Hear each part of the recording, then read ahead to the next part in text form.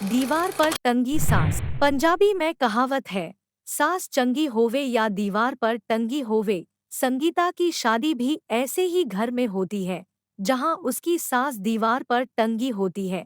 ससुर और पति शादी के पहले ही दिन उसे सास की फोटो के धोरे ले जाते हैं, जहां ससुर जी कहते हैं, बेटा, बेटा संगीता, ये तुम्हारी सास थी।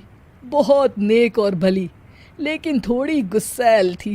गुस्सा आने पर सब तहस नहस कर देती थी। पर अब ये इस दुनिया में नहीं है। हाँ संगीता, माँ होती तो तुम इनकी कोई बात टाल नहीं सकती थी, वरना तो माँ घर में भूचाल ले आती। संगीता मन में ही खुश होती है कि अच्छा है, ऐसी औरत अब इस घर में नहीं है। लेकिन दिखावे के लिए जैसे ही फोटो के सामने हाथ जोड़कर खड़ी होती है, ये क्या सास उसे देखकर मुस्कुराने लगी। संगीता आंखों को मलकर फिर से एक बार देखती है। फिर सास के चेहरे का भाव भंगिमा या चेहरे का इंस्पिरेशन बदले हुए होते हैं। वो अपने पति और ससुर को कहती है, माँ की तस्वीर तो स्माइल कर रही है। ना ना बेटी, ये कैसे संभव है? जरूर तुम्हें कोई गलती हुई होगी।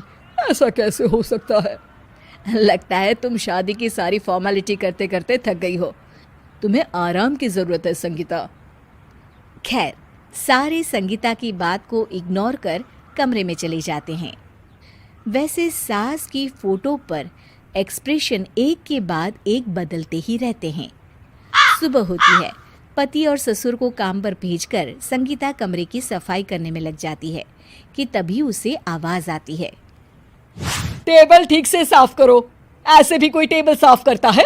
इससे अच्छा तो ये गंदा ही था। किसी औरत की आवाज सुन संगीता दंग रह जाती है और सोचने लगती है कि आवाज कहाँ से आई। आवाज को नजरअंदाज कर वो फिर से अपना काम करना शुरू करती है, लेकिन इस बार तो आवाज बिल्कुल उसके कान के पास से आती है। मेरा घर है ये।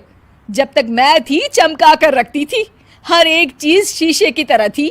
तुम्हें तो ना सफाई आती है ना कुछ पता है। क्यों तुम्हें मेरे घर की जिम्मेदारी दे दी गई है? पता नहीं तुम में मेरे बेटे को क्या दिखाई दिया। मैं होती तो एक से बढ़कर एक लड़कियों की लाइन लगा देती। अब संगीता को समझने में देर नहीं लगी कि ये आवाज किसी और की नहीं बल्कि उसकी सास की है, जो दीवार पर टंगी है। वो उसके पास जाती है और कहती है, नमस्ते सासू माँ, मुझे तो कल ही लग रहा था कि दीवार में कुछ काला है। वो दीवार नहीं, दाल होती है पगली। सही पकड़े हैं सासू माँ। तो क्या हो गया आपको जो आप यहाँ भी चैन से नहीं बैठी हैं? सुना मैंने आपका व्यवहार काफी गुस्से वाला था। चुप रह तू, ज्यादा बकर बकर ना कर। घर का काम करना तो आता नहीं, आई है मुझसे बहस करने। हाँ देखिए सासू माँ, मैं आपसे साफ साफ कह देती हूँ, मुझसे पंगा लेने की कोशिश मत करिएगा। तभी पीछे से संगीता का पति आता है। अरे संगीता, किससे बात कर रही हो? कौन है वहाँ? संगीता की सास की फोटो फिर से पहले जैसी हो जाती है। आपकी माँ से कह रही थी कि मुझे काम करना आता। अरे संगीता, माना सास के ताने हर बहू को अच्छे लगते हैं, लेकिन यहाँ तो माँ है ही नहीं। तुम तो फोटो से ही तुम भी लाजवाब हो संगीता। किसी को विश्वास नहीं होता कि संगीता अपनी मरी हुई सास की फोटो से बात करती है। वहीं आए दिन संगीता की सास संगीता को किसी न किसी बात पर आते जाते ताने देती। संगीता को भी अब सास के तानों और उनसे बात करने की आदत हो गई। वो कभी खानदान की कहानी तो कभी तीज त्योहार कैसे मनाए या किसी व्यंजन की रेसिपी सास से ही पूछती। सारा दिन घर में अकेली संगीता की सास अब उसके लिए तानों के साथ पक्की साथी की तरह भी रहने लगी थी, जो किसी और को नहीं बल्कि संगीता को ही सुनाई देती। तो देखा आपने, सास बहू का रिश्ता हर रिश्ते से ऊपर होता है, फिर चाहे वो खट्टा हो या मीठा।